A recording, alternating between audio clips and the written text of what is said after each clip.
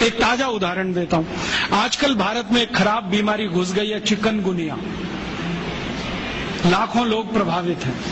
मैं 6 महीने से गांव-गांव घूम के उसका इलाज कर रहा हूं और आपको सुनकर ताज्जुब होगा, ज्यादा लोगों को इलाज में मैं एक ही बात बताता हूं, तुलसी का काढ़ा पी लो, नीम की गिलोय होती है ना, उसको भी उसमें डाल लो, थोड़ा सूंठ डाल लो, थोड़ी छोटी पीपर डाल लो, बस ये 4-5 चीजें, और थोड़ा गुड़ डाल लो, क्योंकि ये कड़वा इतना है कि पी नहीं पाओगे। इतने मात्र से 3 खुराक में बीमारी ठीक हो रही है। और जो एलोपैथी से कर रहे हैं ना, बोवेरॉन के 3-3 इंजेक्शन ठोक दो, डाइक्लोफेनेक दे दो और पैरासीटामोल भी दे दो, जो तुम्हारे पास है सब दे दो। 20-20 दिन से बिस्तर में पड़े तड़प रहे, 20-20 दिन से। अभी आज मैं आया भीलवाड़ा से, और आने का देरी का कारण भी यही है कि वहां 1 लाख लोग चिकनगुनिया से पीड़ित हैं। वहां डॉक्टर आते हैं, राजीव भाई जरा बताओ ना। मैंने कहा अपना इंजेक्शन खुद क्यों नहीं ठोक लेते? कहते हमें मालूम है इसके साइड इफेक्ट क्या है। तो पेशेंट को क्यों नहीं बताते? इतने हरामखोर हो, तुम्हें मालूम है कि इसका साइड इफेक्ट क्या है? बोवेरॉन लगाएंगे तो क्या होने वाला है? मुंह में छाले हो जाएंगे, गले में छाले हो जाएंगे, अल्सर भी हो सकता है, तुम जानते हो, फिर पेशेंट को क्यों नहीं बताते? ये हरामखोरी तुम में कहां से आ गई? अपने को इंजेक्शन ठोकोगे नहीं, उसको ठोकते जाओ, तुम्हें मालूम नहीं है ठीक नहीं होगा, फिर पैरासीटामोल देते जाओ, डाइक्लोफेनेक देते जाओ, नोवलजीन के इंजेक्शन लगाते जाओ। और दुर्भाग्य से एलोपैथी ने ये सब नाम 20 साल पहले बैन कर दिए।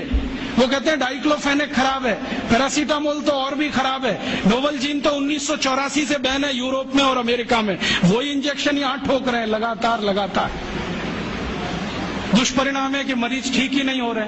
और मैं आपको मेरा अपना तजुर्बा बताता हूं। आप में से कुछ विद्यार्थी होम्योपैथी के हैं, आप जानते हैं कि होम्योपैथी की बहुत सारी दवाएं आयुर्वेद से ही निकली। तुलसी है ना, उसी से ओसीमम है। ओसीमम की 3-3 खुराक देके कर्नाटक में 70,000 रोगियों को चलता कर दिया, और वो 20-20 दिन से एलोपैथी खा रहे थे, रिजल्ट नहीं आ रहा है। ओसीमम 200 की 3 खुराक सफिशिएंट, और आदमी 20 दिन से तड़प रहा है बिस्तर में, न नींद आ रही है, न चैन मिल रहा है, इतनी उल्टियां हो रही हैं, बुखार उतर नहीं रहा है, सब तकलीफ है। 3 डोज दो, खत्म कहानी। मैंने उसको फिर कुछ जरूरत ही नहीं। और फिर आज स्थिति यह है कि कर्नाटक सरकार ने हमारे ये कैंपों के रिजल्ट देखने के बाद अपने डायरेक्टर्स और ज्वाइंट डायरेक्टर सबको लाइन से लगा दिया, जाओ राजीव दीक्षित के पास, सीखो उससे वो क्या दे रहा है और रिजल्ट क्यों आ रहे हैं। हमने 70,000 पेशेंट को दवा दी, 6 मरे, और उन्होंने 1,22,000 को दी, उसमें से मुश्किल से 6 बचे। ये कर्नाटक का हाल है। कर्नाटक में चिकनगुनिया इतना बुरी तरह से फैला है, कोई गांव नहीं बचा जहां चिकनगुनिया ना हो। मेरी तो स्थिति यह है कि कार्यकर्ता कम पड़ गए, डॉक्टर कम पड़ गए।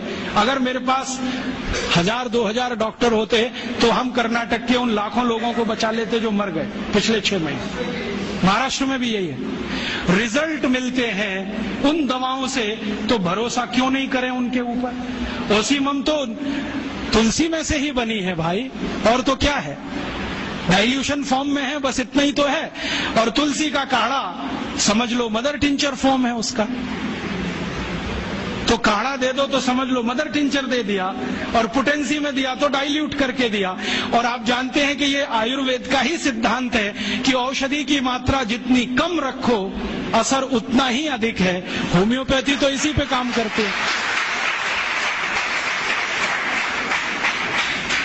तो अपने विज्ञान में दम तो है, अपनी विद्या में दम तो है, बस इसका प्रचार करने की बात है। प्रचार कौन करेगा? आप करेंगे। और इसका सबसे सरल तरीका है वॉक एंड टॉक।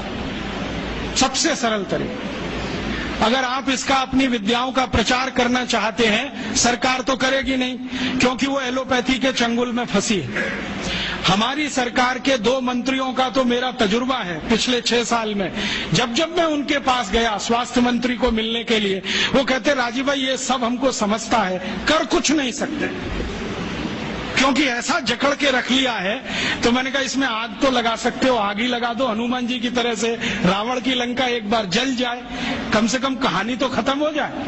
तो कहते हैं उतनी हिम्मत अभी तक नहीं आई है, आ जाएगी तो वो भी लगा देंगे। तो उनमें तो आने से रही, क्योंकि वो तो फंसे हैं अपने स्वार्थ में।